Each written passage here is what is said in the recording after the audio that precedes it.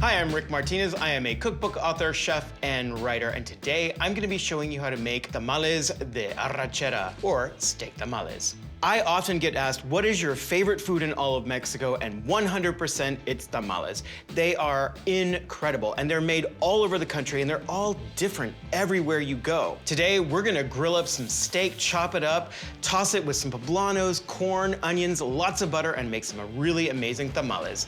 Let's get cooking. The ones that I'm gonna be making for you today harken back to my Texas roots. We're gonna fill this with grilled steak because I'm from Texas and I love a grilled steak. Let's season this steak. I've got my sea salt. I wanna season pretty generously. What I'm going to do is throw this on my very hot grill. And I am only searing the outside. I do not want this to fully cook. I just want really good grill marks for the flavor. It's gonna be about 2 minutes per side until you get really nice char marks.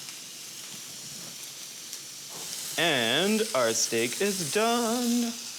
So now I'm gonna let this steak rest for at least 10 minutes because I don't wanna cut it because all the juices will run out. So in the meantime, I'm gonna start working on my vegetables. So I have this beautiful bounty of vegetables that include poblano peppers and onion, garlic, jalapeno, and fresh corn.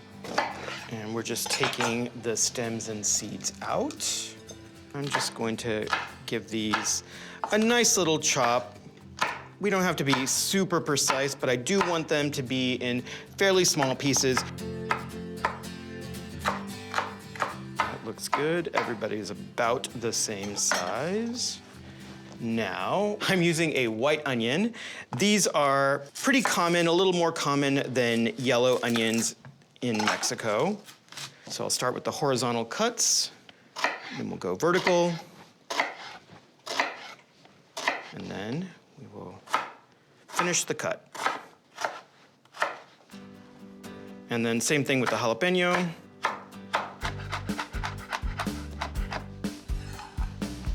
And now I have 2 garlic cloves. One thing that I always do, I always grate garlic. I just find that it's a better way to incorporate the flavor of garlic into a dish. Oh, I love garlic. Okay, so everything is done except for the corn. But before we get to that, I'm gonna start my skillet. So I'm gonna crank this up to high. I have some amazingly delicious butter. Now I'm gonna show you my trick for cutting corn so that it doesn't go all over your kitchen. I'm going to grab a sheet tray, and I have a small cutting board in the center. And what I'm gonna do, I'm gonna take my corn cob, and then you just wanna cut the end off so that it lays flat. Stand it up like this, and then just run your knife down the side. And then the rim part of the baking sheet will contain all the corn so you don't have corn kernels going all over your kitchen. All right. I am actually going to save my corn cobs. There's a lot of flavor in here, but I'm gonna cut these in half because I am going to use them a little bit later to help me support the weight of the tamales as they cook. All right, so now I'm gonna add the corn to my bowl of veg. My butter is done melting, and so I'm just gonna dump the whole thing into the skillet. I'm gonna grab one of my mother's spoons, although I can hear her just saying, Ricky, why did you put so much butter into that skillet? Well, Mom, because I love butter. All right, I'm gonna reduce the heat a little bit because I don't want it to get brown. All I'm really looking to do is soften and tenderize the vegetables. I'm gonna use 2 tablespoons of sea salt, which is 24 grams. And so the reason why I'm putting it in at this stage is because the salt is going to draw out all of the moisture from the vegetables. By doing so, we're gonna evaporate all of that liquid, we're gonna concentrate the flavors, and also bring out some of the sugars in the vegetables. These are gonna take about 10 to 12 minutes to completely cook down, so that will give me enough time to cut the steak. I'm gonna start by cutting these into thin strips. And then just turn them around, and now just cut them against the grain. And now we have very easy to eat little pieces of steak. All right, so now let's check on our veggies. They look absolutely amazing. So you can see what's left in the skillet is really just all butter. So this is done. I'm going to turn the stove off and we will start working on the masa. So literally the word masa means dough in Spanish. This is a corn dough. This one dough, you can create tortillas, tamales, huaraches, just an infinite number of different delicious corn treats. If you are able to find fresh masa, I would definitely use it. It is incredible. The flavor is so delicious. The smell, the aroma, the colors are amazing. There are probably stores in your area that make fresh tortillas. If you just go ask the person working at the counter if they'll sell you a couple of pounds, they're more than happy to do that. If you can't find it, you can actually look for masa harina. This is masa harina. All it is this dough that's dried out and then pulverized into this form, and then it's packaged and just sold at most grocery stores. Today, I am using fresh masa. So the first thing that we're gonna do is just add all of our vegetables and butter, which have all the salt. So I'm just gonna go in and mix it up to combine. All right, I feel pretty good about that. So I'm gonna go in with my hands. This reminds me of home. We each had our respective duties when we were making tamales. My mother was sort of head chef, and my father's job was to mix the masa. So you don't want the masa to stick to the corn husk. Therefore, it should also not stick to your hands or anything else. And so what he used to do, when my mother was looking, he would basically say, okay, I'm doing the slap test. Slap it, the palm comes out completely clean, and you know that it's done.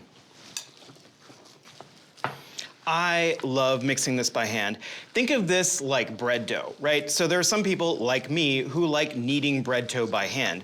If you're not one of those people, you can do this with a wooden spoon, you can do this wearing gloves, but to me, there's something really nice about feeling the dough and understanding what it feels like, and using all of your senses to cook. I'm using my sense of smell, I'm using my sense of touch to know exactly when the dough is ready. Hand clean, and now we are ready to fill the tamales. I love this part. The first thing that we're gonna do is check out our corn husks. We want them to be pliable and soft, and usually when you get them, they're dry, they're in a plastic bag. They might have some corn silks in there that you need to get off. So you get all of that off, you let them soak for 10 minutes in warm water, and then they get really, really nice and soft. So now this is super wide. I wanna trim this out to about 5 inches. I'm gonna trim out a few of these. Okay, I'm using a 1/2 cup measure because that's just gonna ensure that everything is the same size and even. It's just a lot easier.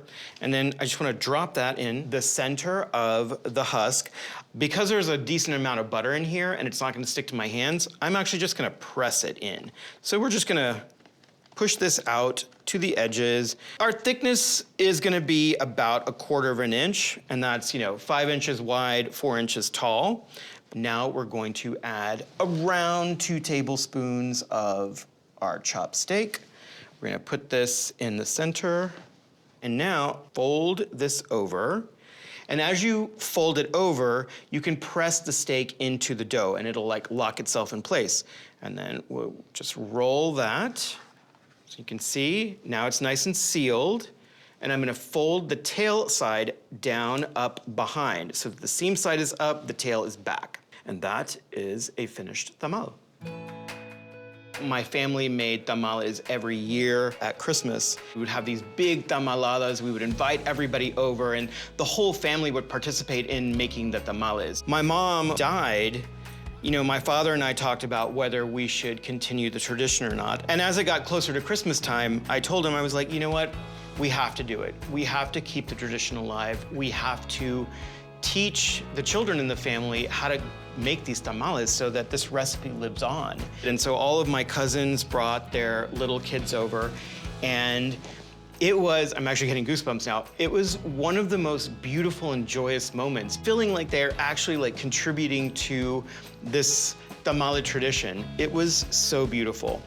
All right, now we are ready to build our pot. So all we're gonna do is just line the entire surface. Make sure that the tamales are not sitting on the bottom of the pot because the bottom of the pot is metal and it'll obviously get pretty hot. And I don't want anything to burn or stick in case we run out of water, which we're gonna try and prevent that from happening. All right, we're gonna create a little stand in the very center to hold everything up.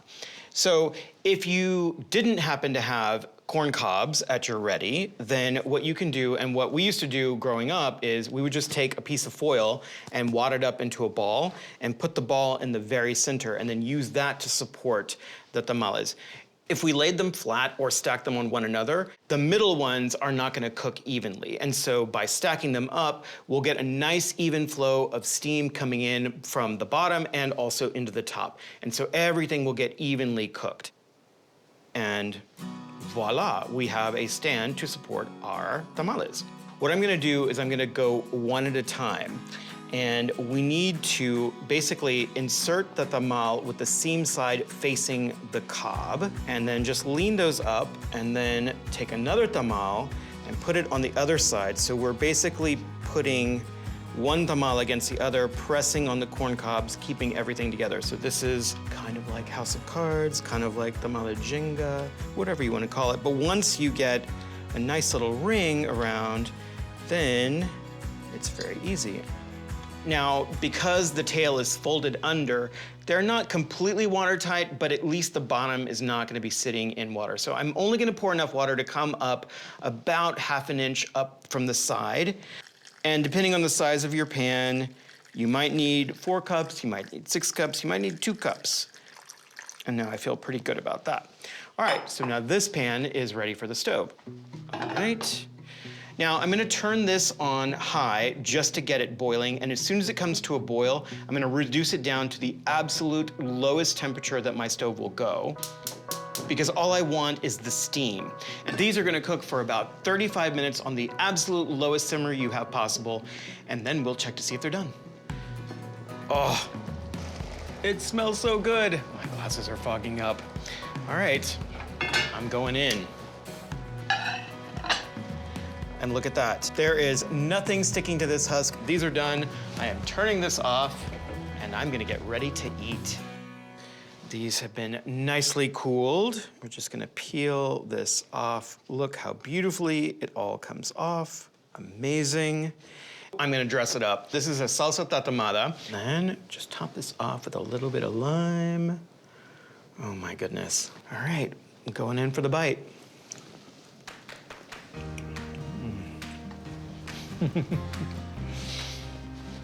The nuttiness of the masa, plus the pop of sweetness from the corn, the onions, the poblanos, and then you bite into that charred steak.